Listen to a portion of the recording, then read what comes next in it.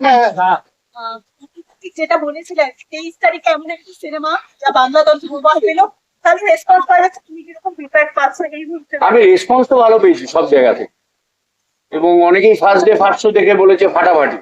আবার অনেকের খুব আপত্তি আছে যে এই যে ক্ষুদিরাম চাকি কেন অনিমেষ দত্ত হয়ে উঠলো না।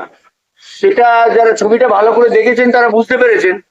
অনেকেই মানে একটা আফসোস করছে ক্ষুদিরাম চাকি এরম ভাবে নিরীহ কেন, কারণ ক্ষুদিরাম চাকি তো স্টুডেন্টদের অ্যাড্রেস করছে, সেখানে তো মারপিট চলে না।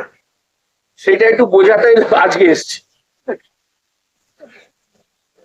আমি মোটামুটি ইন্টারনেট চ্যাটার যেটা সেটা ফলো করে যেটা বুঝেছি, ছবিটা সাধারণ মানুষের খুব ভালো লেগেছে। অনেকেই খুব ভালো রিভিউজ দিচ্ছে, ইউজার রিভিউজ তো সবসময় অথেন্টিক হয়, তাই সেটা শুনে সত্যি ভালো লাগছে। রাজের আর নতুন করে কিছু বলার নেই, is a very good director. আমার ছবিটা দেখার খুব